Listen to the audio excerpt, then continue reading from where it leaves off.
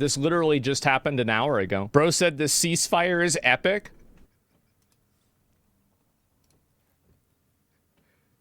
Yes, he did. Okay, let's watch it. This is a massive deal, weeks in the making, Alex. It certainly is, if not longer, Pam. Probably years. We have been waiting for more than 13 months since the last ceasefire deal, and since the last time there was an exchange of hostages and prisoners for this moment. It appears that this deal is imminent, if not done already. We're reporting that Hamas has agreed to the deal. There was certainly an expectation from the Israeli side that they would agree to a deal. All of this, of course, brokered after intensive negotiations with the mediators, the United States, Qatar, and Egypt. So this is obviously extremely welcome news after... This is great. I mean, this is actually such a good thing. I think people have wanted, I mean, like, really, this is amazing. I mean, whether it was Biden or Trump or whoever, this is a great thing. Some 14 months of fighting. And what we expect to happen, if indeed this deal goes into effect, is that over the course of some 6 weeks, we would see more than 30 Israeli hostages released by Hamas and other groups who are holding them in Gaza. Trump 100%. How is it Trump logically? I don't know. So I don't really know if this is true or not because I don't have enough information about it. But the people that are probably going to say that it's because of Trump would probably use the example. I think that there were hostages with Jimmy Carter. And then when Reagan won the election, the hostages were immediately returned. So people are probably going to liken this situation to the time with Reagan and Jimmy Carter. And I think that they're going to think that basically Trump is going to come in there and they're worried about just getting completely carpet bombed and just getting annihilated, because I think that there's a good chance Trump would probably do that. So that's like, I mean, is that the reason why this happened? It's impossible to know that. But I do think that the people that are, like leading Hamas, I do think that they're worried about that. Absolutely. I mean, like, I would be fucking... Like, if you were Hamas, wouldn't you be fucking terrified of that? Like, yeah, I would be. Absolutely. I think we had the exact number of Palestinian prisoners who would be released by Israel. And then there are a bunch of other different elements that would go into effect. Palestinians would be allowed to go home in the Gaza Strip. More humanitarian aid would get to go in. But I think that the point here, Pam, is that after weeks of feverish work on the U.S. side with both Biden administration officials and officials from the incoming Trump team working in coordination with each other, they and the other mediators have managed to get the Israelis and Hamas, it appears, across the finish line, where we are going to get a truce, a pause in this fighting. One thing I really want to emphasize is this does not mean the end of this war. This means a break in this war. Hopefully, yeah, I think that everybody knows that. This break will last at least 6 weeks, if not longer. Hopefully all of these Jesus Christ, how fucking bleak.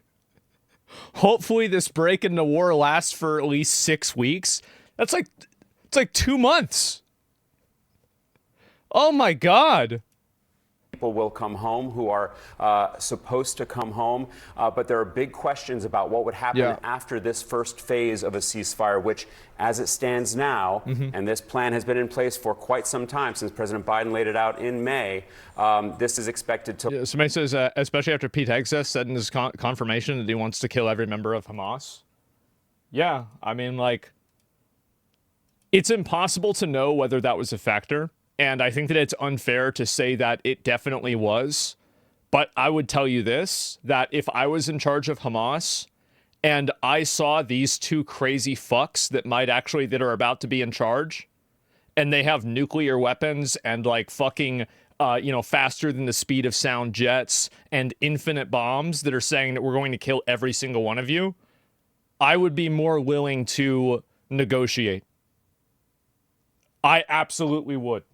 last around 6 weeks. So we're still waiting for final word, I believe, from all of the parties, but this certainly seems imminent, if not a done deal already. I want to go back to MJ Lee at the White House. I believe we're reconnected. MJ, what can you tell us about this plan? Well, Pam, according to a senior administration official telling CNN, it is done, it is confirmed, meaning that Hamas has given that final green light, agreeing to the ceasefire and hostages release deal that had been on the table for a while. And based on all of our reporting, we knew that this really was the final step that all of the parties were waiting for, that it really came down to this group agreeing to the parameters that everybody else had agreed to.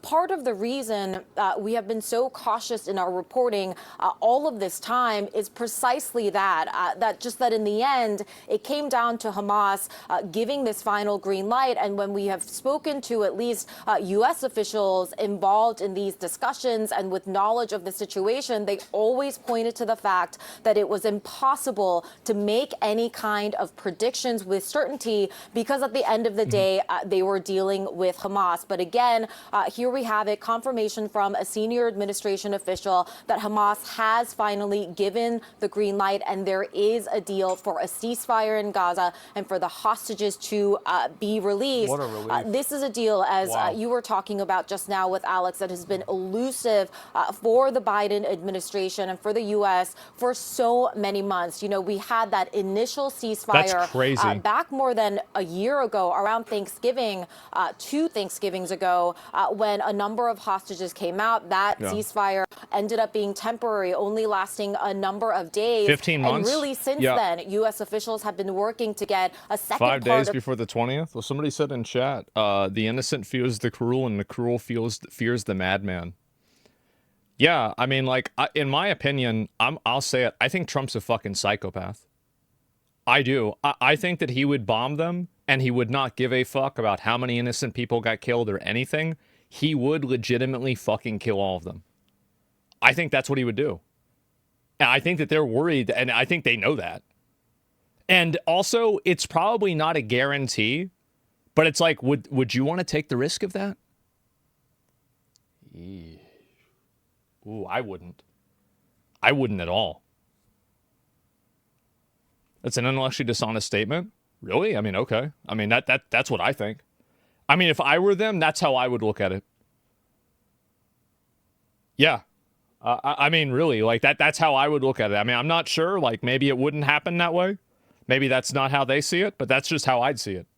The ceasefire in place, but it had been so challenging. There were so many moments throughout the last year plus where we reported that things looked like they were maybe getting close, that we had reason for optimism based on our sources and our reporting. But even in these final days, you know, everybody we had talked to were so careful to almost not get their hopes up too much. I think we should. Yeah. Somebody said too, hasn't he already promised to bomb them if they're not free by the time that he takes office? He has. Yep. That's exactly, yes, that is exactly what it was. And, yeah, 5 days before he takes office. And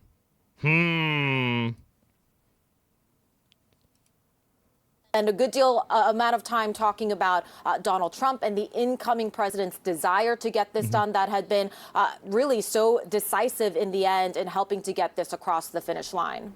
Certainly. And just for our viewers, just to remind you, in terms of the numbers, Hamas and its allies hold 94 people taken from Israel on October 7th, 2023. The majority are civilians. 34 are confirmed dead, but the number is almost certainly higher than that. 81 are men and 13 women, and there are 2 under the age of 5. And if Jesus, it was not Hamas, but Israel who was forced to capitulate by Trump. I mean, good. Like, I mean, yeah, I think that, yeah, good. Of course, there's going to be phases, as Alex had laid out. Yeah, good either way. It doesn't matter, like, either way, it's good no matter how you get here. During the expected ceasefire. I want to go straight to Jeremy Diamond, who is on the ground there in Israel, to get the Israel part of this, because there's a process in Israel, right, Jeremy? Walk us through that. Yeah, that's exactly right, Pam. And first of all, I think it's important to note that for the last 2 days, the Israeli government officials who I've been speaking with have been saying this is in Hamas's hands. We need Hamas to say yes in order to get to a deal. And that is indeed what has now happened. And so for all intents and purposes, we do indeed now have an agreement between these parties to go into a ceasefire that is expected to last 6 weeks, during which you will see 33 Israeli hostages released, hundreds of Palestinian prisoners released from Israeli jails in exchange, the much-needed entry of... That's good. Yeah, because a lot of people don't know this, but apparently Israel had a lot of Palestinian hostages as well. I didn't even know that. Intense and... Yeah. Humanitarian aid, but the process that now needs to happen here in Israel in order for this deal to actually become a reality, this agreement will now go from the Israeli Prime Minister. He will take this agreement before his security cabinet, which is a smaller group of his governing coalition, some of his top ministers primarily involved in security affairs. They will then give an up or down vote on this. If it is approved, it will then go to the full cabinet for approval, and only then will the Israeli government be able to officially sign off on this deal and begin marching towards implementation. There is one additional hurdle before implementation, and that is giving the individuals who were impacted by those Palestinian prisoners who will be released the opportunity to petition the Supreme Court against their release. That is largely a formality. The Israeli government has enormous leverage, and the Prime Minister in particular has enormous freedom to release those prisoners as it relates to security matters. So that will likely be a 24-hour period that will go by. And that likely takes us most likely to Sunday, which is what I've been told is the most likely date when this deal will actually be implemented on the ground. That will mean that we will see the first Israeli hostages in more than a year be released as part of a diplomatic agreement here for these hostages to come out of Gaza. You will see the release of Palestinian prisoners from Israeli jails. And in addition to that, of course, you will see Israeli jets, Israeli troops on the ground lower their weapons. And for the first time in over a year, you will finally see the guns be silenced here, and the people of Gaza will finally get a much-needed reprieve from the military assault that they have been undergoing over the last year. All right, thank you so much, Jeremy. I want to go to CNN foreign policy reporter Barak Ravid. What can you tell us about this deal and when the Hamas prisoners will be released, those held hostage, I should say, and the Palestinian prisoners as well? What more can you tell us about that? So I think one of the most important things that our viewers need to know right now is that there are 7 Americans held by Hamas in Gaza. 2 of them are expected to be released in this initial phase of the hostage deal. One of them is U.S. citizen Keith Siegel. That a video of him from captivity was aired a few months ago. Oh, boy. And he is in the list for this first phase. Another U.S. citizen is Sagidek El-Khen, another U.S. citizen who is on the list of the 33 hostages expected to be released in this initial phase.